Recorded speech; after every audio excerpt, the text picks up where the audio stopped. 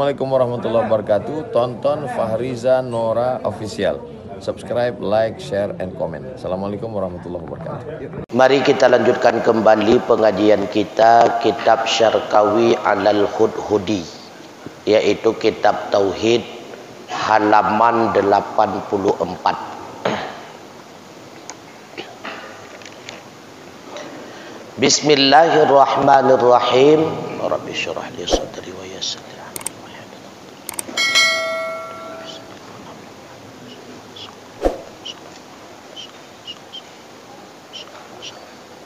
Sad wal mumatsalatu lil hawadisi bi ayyakuna jirman ay ta'khudhu dzatuhul 'aliyatu qadaran minal firaghi au yakuna 'ardan yaqumu bil jirmi au yakuna fi jihatin lil jirmi au lahu huwa jihatun au yataqayyadu bimakanin au zamanin au tattasifu dzatuhul 'aliyatu bil hawadisi au yattasifu bis saghari awil kibari au yattasifu bil aghradi fil af'ali wal ahkam.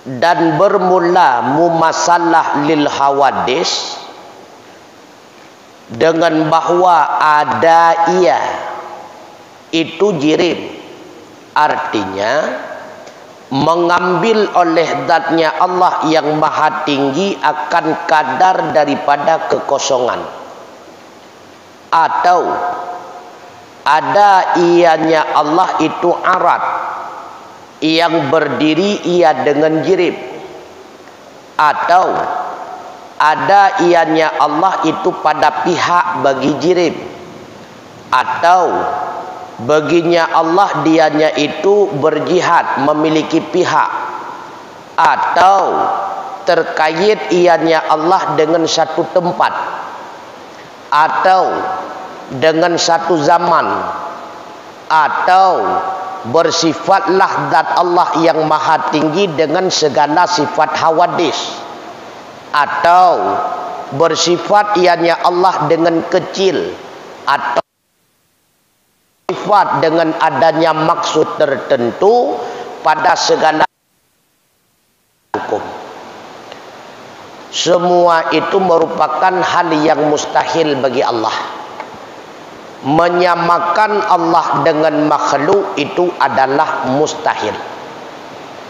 Maka maksud daripada mumasalah, al-mumasalatu lil hawadisi naqiyadun al-mukhalafah. Jadi maksud daripada mumasalah lil hawadis, naqid, lawan daripada mukhalafah lil hawadis. Karena istilah berlawanan dalam tauhid itu ada yang diistilahkan dengan naqid, ada yang diistilahkan dengan ziddan. Kalau naqid, dua yang berlawanan mesti ada salah satu, itu naqid. Seperti berlawanan antara ada dengan tidak ada, mesti ada salah satu. Kalau seandainya yang ada itu tidak ada, berarti ada tidak ada pula. Kalau yang ada itu adalah ada, berarti yang tidak ada itulah tidak ada. Jadi antara ada dengan tidak ada itu berlawanan secara naqiyadun. Berlawanan nangen hana nyen gepenan berlawanan secara naqiyad. Ahwate ada itulah yang na, maka yang hana putra tiada. Ahwate tiada yang na berarti ada hana. Mesti harus ada salah satu. Kalau yang ada berarti ada, mesti tiada. Tidak boleh kedua-duanya itu tidak ada. Antara ada dengan tidak ada itu saling berlawanan, tapi mesti ada salah satu. Itu naqid. berbeda dengan dan dua yang berlawanan, boleh kedua-duanya itu tidak ada. Seperti berlawanan antara hitam dengan putih, itu berlawanan secara diddain. Hitam lawannya putih, putih lawannya hitam, dan boleh kedua-duanya tidak ada. Hitam tidak ada, putih tidak ada, yang ada kuning, yang ada biru. Nah, itu berlawanan secara diddain namanya. Maka berlawanan antara mukhalafatuhu lil hawadis dengan mumasalatul lil hawadis itu berlawanan secara naqidhain. Allah wajib mukhalafah lil hawadis, beda segala-galanya dengan makhluk. Wajib ada, berarti mumasalah lil hawadis itu mesti tidak ada. Karena naqidhain. Kalau kedua-duanya ada itu mustahil karena saling berlawanan. Maka mumasalah lil hawadis, sama Allah dengan makhluk, itu lawan daripada mukhalafah lil hawadis, beda Allah dengan makhluk. Li'annal mumasalah, karena sesungguhnya mumasalah itu ibaratun anil ittifaqi fin jabi'i sifatin nafsi fima yajibu wa ma yastahilu wa ma yajudu. Karena bahwa sungguh mumasalah itu ibarat daripada penyesuaian pada sekalian sifat nafsi, pada ma yang wajib ia, dan ma yang mustahil ia, dan ma yang harus ia. Jadi mumasalah itu ibarat, bahasa singkat. Yang dimaksud dengan ibarat, kata lain secara bahasa yang singkat untuk menjelaskan maksud yang luas. Nah, itu arti daripada ibarat. Jadi ketika dikatakan ini ibaratnya, apa yang dimaksud dengan ibarat? Yang dimaksud dengan ibarat kata singkat untuk menjelaskan maksud yang luas, itu ibarat. Maka mumasalatun itu bahasa singkat untuk menjelaskan bahwa penyesuaian antara Allah dengan makhluk, baik pada hal yang wajib ataupun pada hal yang mustahil ataupun pada hal yang harus, semua penyesuaian itu tidak ada. Itu mustahil antara Allah dengan makhluk.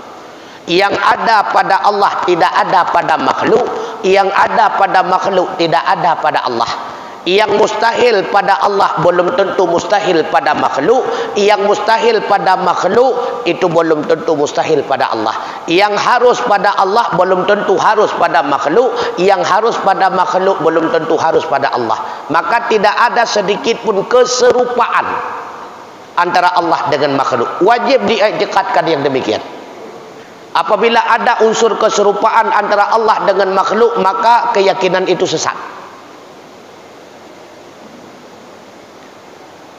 Wal mukhalafah ibaratun an-nafil mumasalah. Mukhalafah itu apa? Bahasa singkat untuk menjelaskan bahwa nafi mumasalah, keserupaan antara Allah dengan makhluk itu ternafi, tidak ada. Itu arti daripada mukhalafah. Maka mukhalafah lil hawadis, beda. Arti beda apa? Ternafi, tidak ada kesamaan sedikit pun lil hawadis antara Allah dengan makhluknya. Itu tidak ada keserupaan. Wal hawadisu jam'u hadisin. Hawadis itu jamak daripada kalimat hadisun. Hadisun itu mufrad. Hadisun, hadisaini, hawadis. Jadi hadisun, satu yang hadis, hadisaini, dua yang hadis, hawadisun, segala hadis. Wal hadisu, apa itu hadis? Yang dimaksud dengan hadis huwal mutajaddadu ba'da adamin, yang diperdapatkan setelah tiada, itu hadis namanya. Sesuatu yang diperdapatkan setelah tiada itu namanya hadis. Maka ada itu adalah titik awal hilangnya tiada. Ada itu adalah titik awal hilangnya tiada. Karena semua makhluk diawali oleh tiada.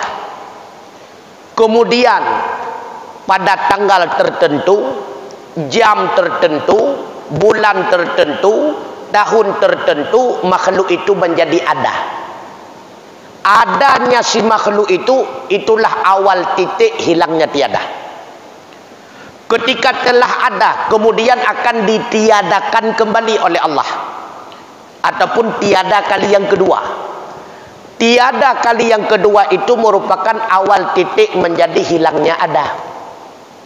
Maka ketika ada yang bertanya, apa itu yang dimaksud dengan ada? Adalah awal titik hilangnya tiada. Jadi kapan dia ada? Kapan mulai tiada? Nah, jadi kapan dia ada? Kapan berakhir tiada? Ketika berakhir tiada, berarti awal ada. Ketika berakhir ada, berarti awal tiada. Maka yang dimaksud dengan hadis, apa itu hadis? Sesuatu yang didapati padahal dulunya dia itu tiada, itulah hadis. Maka setiap sesuatu yang dulunya tiada, kemudian dia barulah ada, maka itu dinamakan dengan hadis. Wahwal mu'abbaru anhu bil alam. Dan dianya hadis itu diibaratkan pula dengan alam. Ada juga sebahagian ulama mutakallimin mengibaratkan hadis itu adalah alam. Kalau hadis berarti sesuatu yang kemudian ada, pernah didahului oleh tiada. Ada pula yang mengistilahkan dengan alam. Apa itu alam? Alamat, tanda. Maka manusia ini termasuk kepada alam. Kenapa manusia ini termasuk kepada alam? Karena manusia ini menjadi bagian daripada tanda adanya Allah. Jadi alam, hadis, makhluk itu sama, mungkin itu sama. Semua itu istilah-istilah untuk makhluk. Diistilahkan dengan makhluk karena kita hasil ciptaan daripada Khalik. Pencipta dinamakan Khalik, sedangkan hasil ciptaan diistilahkan dengan makhluk. Makanya semua kita ini makhluk. Atau pula diistilahkan dengan mungkin. Apa itu mungkin? Sesuatu yang boleh ada, boleh tidak ada. Maka semua kita pada dasarnya boleh ada, boleh tidak ada. Maka kita pula bisa diistilahkan dengan mungkin. Ataupun diistilahkan dengan hadis, karena keberadaan kita, adanya kita pernah didahului oleh tiada. Maka semua makhluk itu pun bisa diistilahkan dengan hadis. Ataupun semua kita ini diistilahkan dengan alam, karena semua kita ini bisa menjadi tanda bukti bahwa adanya Allah. Maka keempat-empat istilah ini maksudnya adalah makhluk. Wahwa munhasirun fil jawahiri wal a'rad. Dan bermula dianya alam itu terhasar ia pada segala jawahir dan segala a'rad, kama sayati, sebagaimana yang selagi akan datang penjelasannya.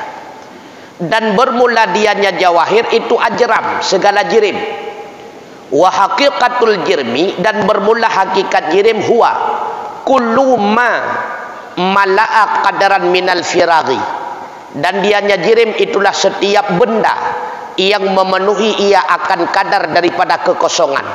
Kal hajari, seperti anak batu, wasyajari, dan seperti pohon kayu, wadzawatil hayawanati, dan seperti tubuh segala hewan. Setiap jawahir, setiap jauhar itu adalah jirim. Apa itu jirim? Yang dimaksud dengan jirim, suatu yang mengambil kadar kekosongan, itu jirim namanya. Sesuatu yang mengambil kadar kekosongan. Seberapa besar kekosongan yang dia ambil, seberapa besar jirim tersebut. Apabila jirim itu kecil, maka kadar kekosongan yang dia ambil itu kecil. Gelas, ini jirim. Karena ketika gelas itu diletakkan, dia mengambil kadar kekosongan. Kadar kekosongan bahagian daripada meja. Bukti dia itu mengambil kadar kekosongan apabila diambil gelas yang kedua, tidak bisa lagi ditempatkan pada tempat yang telah diambil oleh gelas yang pertama. Karena kekosongan gelas yang pertama paling-paling dia tak puduk gelas kedua samping raunun, ratui, dilikut, dike atau di atasnya.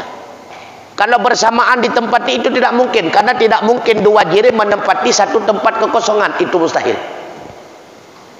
Nah, makanya ini namanya jirim. Setiap yang mengambil kadar kekosongan jirim. Anak batu jirim, pohon kayu jirim, tubuh kita jirim. Maka semua makhluk yang mengambil kadar kekosongan itu namanya jirim.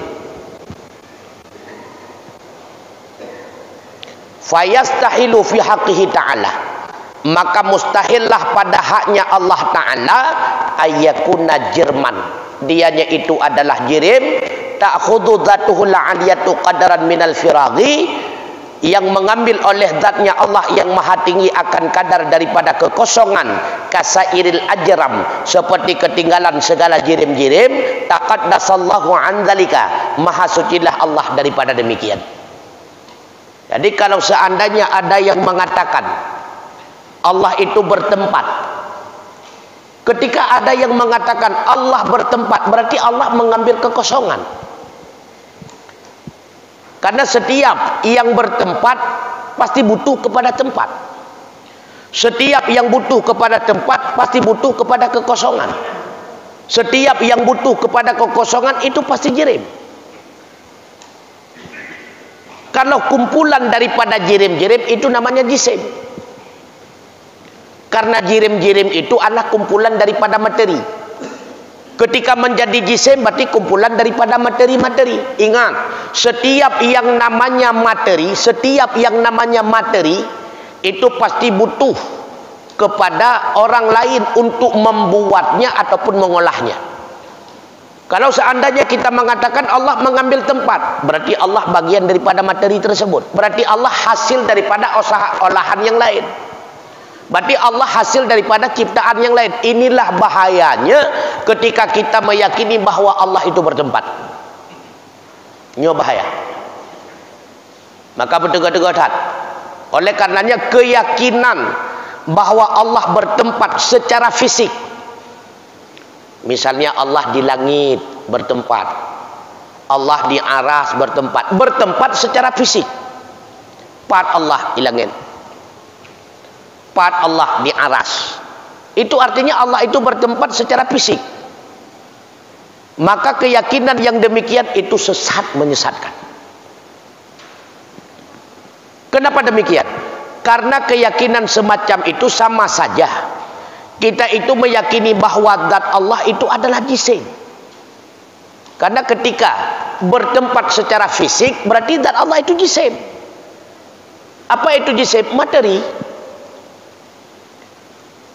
Ketika kita mengatakan zat Allah itu jisim berupa materi, wajar karena setiap materi memang mengambil kadar kekosongan. Setiap materi memang mengambil ataupun menempati ruang tertentu. Setiap materi, semua materi dia itu akan mengambil ruang tertentu. Ketika kita katakan Allah di langit, kita yakini Allah di langit itu bertempat, yaitu secara fisik. Berarti Allah jisim. Allah itu materi. Ini bahaya dulu. Bahaya dadat. Bahkan dia kebahaya kalau Allah jisim, mustahil untuk disembah. Kenapa mustahil untuk disembah?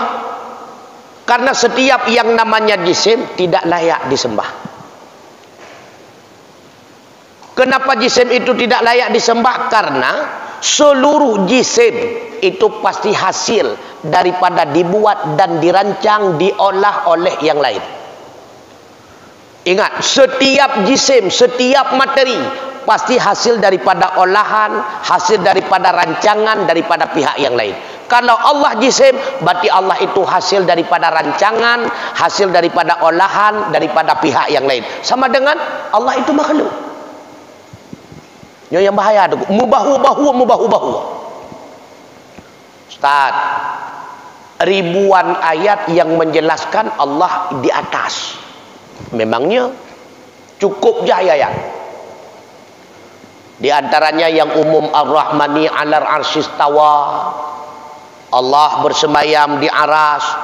Nalam di dalam surah An-Nahl yang menjelaskan Allah itu di atas. Yukhafuna rabbahum min fawqihim. Yakhafuna rabbahum min fawqihim. Takut mereka itu akan Tuhan mereka, yang keberadaan Tuhan mereka itu min fawqihim, di atas mereka. Dalam ayat di dalam surah Al-An'am Allah berfirman, wa huwal qahiru fawqa ibadih. Dianya Allah itu maha kuasa dan maha perkasa. Fawqa ibadih, di atas segala hamba-hambanya, atas. Ada pula ayat Allah, ta'arujul malaikatu waruhu ilaih.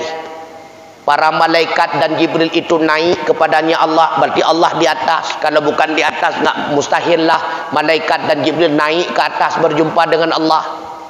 Sama seperti Nabi Allah Muhammad naik ke atas berjumpa dengan Allah Ta'ala, berarti Allah di atas. Banyak sekali ayat-ayat yang menjelaskan bahwa Allah di atas. Banyak sekali ayat-ayat yang menjelaskan bahwa Allah itu seolah-olah bertempat secara fisik. Inilah yang perlu dipahami. Makanya tidak boleh memahami Al-Quran dan hadis secara tekstual. Tidak boleh. Tidak boleh memahami Al-Quran dan hadis itu secara zahir ayat. Itu tidak boleh. Nyokihina sabilun wanti-wanti, sabilun pegah-pegah. Jangan kembali kepada Al-Quran, jangan kembali kepada hadis, tapi kembalilah kita kepada kitab-kitab pertinggal para ulama. Bukan tidak boleh kembali kepada Al-Quran, tapi kita ini tidak layak kalau kembali kepada Al-Quran mengambil hukum langsung daripada Al-Quran, mengambil hukum langsung daripada hadis. Kita tidak punya kemampuan. Al-Quran memang sumber petunjuk, hadis memang sumber petunjuk, tapi kalau tidak ada alat untuk menggalinya, bukan malah petunjuk yang kita dapat, melainkan kesesatan. Itu sama seperti bandingan orang yang akan menggali emas di dalam lumbungnya emas, tapi hansip alat tunggu untuk menghansip, untuk menggali emas itu tidak cukup alatnya. Nyan kanmu tak temung nunggu, gelang keprot tak temung nunggu. Hansip alat. Begitu pula ketika kita gali hukum daripada ayat Al-Quran, kita gali hukum daripada hadis, sedangkan kita tidak cukup alat. Kita tidak paham ilmu nahunya, tidak paham ilmu sarafnya, tidak paham ilmu balaghahnya, tidak paham ilmu tafsirnya, tidak paham ilmu usulnya. Malah bukan hukum yang kita dapatkan, malah bukan kebenaran yang akan kita dapatkan, malah bukan petunjuk yang akan kita dapatkan, melainkan kesesatan. Nyokehina bahaya tu, bertegak-tegak. Makanya coba kita kembali kepada kitab karangan daripada Imam Nawawi, yaitu kitab Syarah An-Nawawi 'alal Muslim halaman 24. Di dalam kitab tersebut Imam Nawawi menukil pendapat daripada seorang ulama terkenal, ulama besar, bahwa bahkan rujukan segala ulama-ulama yang lain, bernama Syekh Qadhi Iyad. Apa kata Syekh Qadhi Iyad? La khilafa bainal muslimina qatibatun. Tidak ada perselisihan di antara segala orang muslim secara pasti. Faqihuhum, apakah ulama-ulama fiqah, wa muhaddithuhum, begitu pula para ulama-ulama hadis, wa mutakallimuhum, juga ulama-ulama ilmu kalam, wa nuddaruhum, dan para pemikir, wa muqalliduhum, orang-orang yang taklid, annad dawahiral waridatah, bahwa sungguh segala zahir warid. Arti warid segala arti-arti yang literal, arti-arti yang zahir, arti yang literal dari ayat Al-Quran, arti literal daripada hadis-hadis. Bidzikrillah fis sama', yang arti itu menyebutkan ataupun menunjuki Allah itu di langit.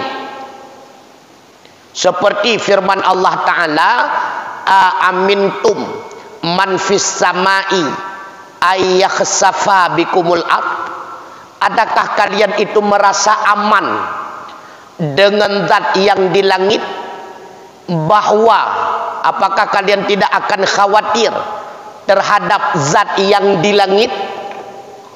Ayyakhsafa bikumul ard, bahwa tidak ditenggelamkan dengan kalian oleh bumi. Jadi ada kalimat fis sama.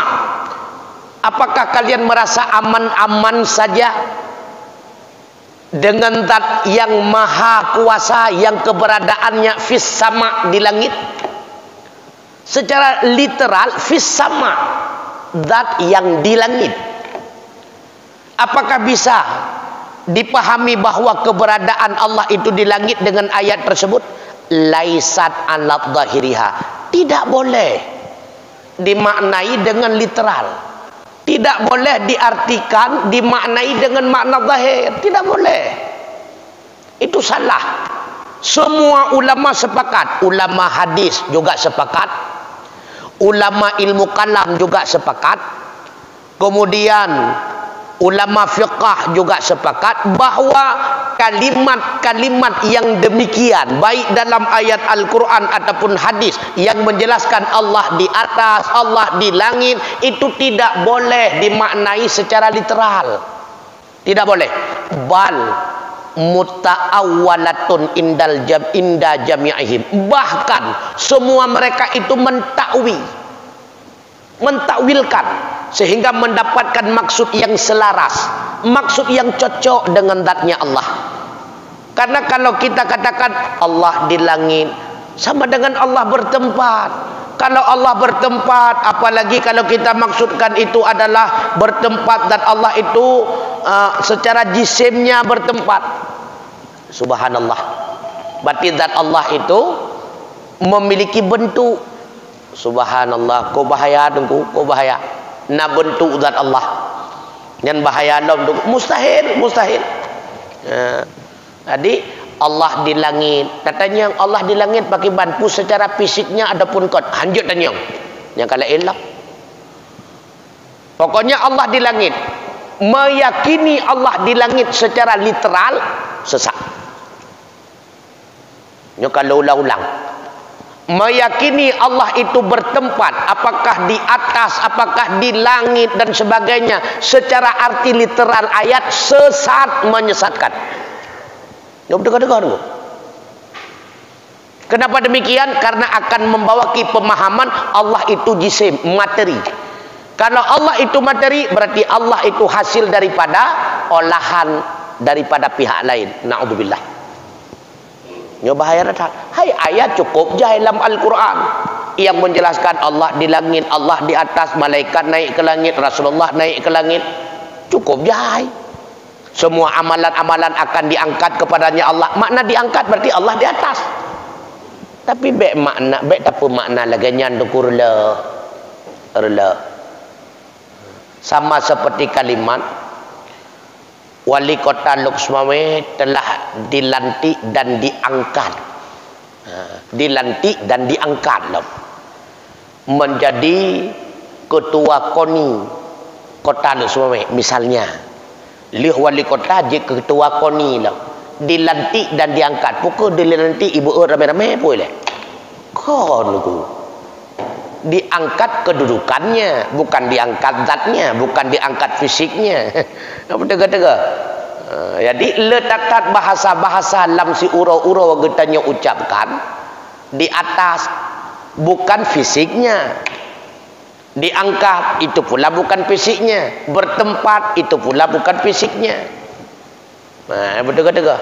Karena ketika menempati, belum tentu itu yang menempati fisiknya, belum tentu pula. Betul-betul ya. Maka perlu ditakwil. Mahan akan menyerupai Allah dengan makhluk.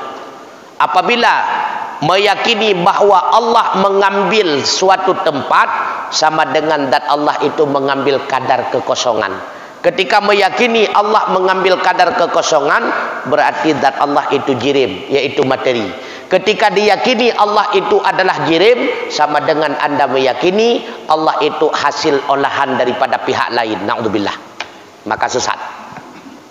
Atau ada ianya Allah itu arat, yang berdiri ia dengan jirim.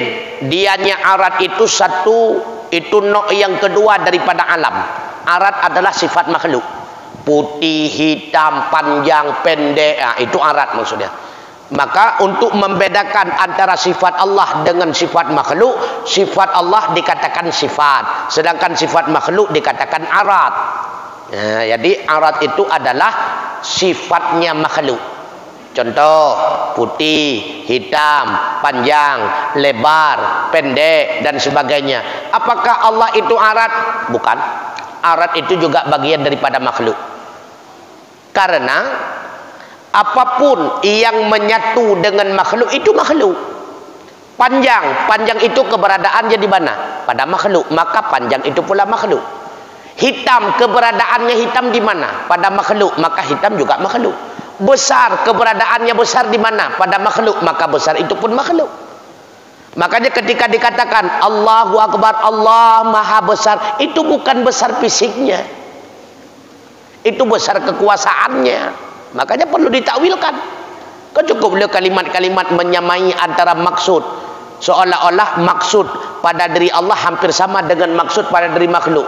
Tidak. Makanya perlu ditakwil.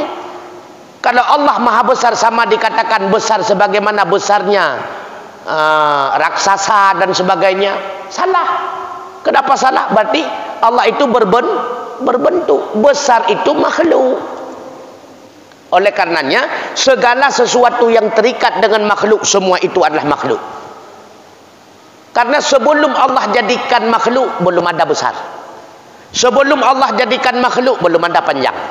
Sebelum Allah jadikan makhluk, belum ada putih dan sebagainya. Kapan semuanya itu ada? Ketika ada makhluk. Sebelum ada makhluk, semua itu tidak ada. Kenapa demikian? Karena semua itu adalah sesuatu yang senantiasa melekat dengan makhluk. Sesuatu yang senantiasa melekat dengan makhluk, makhluk. Maka yang melekat dengan makhluk tidak ada pada zat Allah. Yang ada pada zat Allah tidak ada pada makhluk. Nyoba tega-tega. Mukhalafatul lil hawadith. Nah sama Allah dengan makhluk membacut pitan sama. Zat Allah tidak sama, sifat Allah tidak sama, perbuatan Allah pun tidak sama, sedikit pun tidak sama. Maka ketika ada keyakinan yang hampir menyamai, itu sudah mulai sesat. Sudah sama, maka sudah keluar daripada kebenaran. Nyoba tega-tega.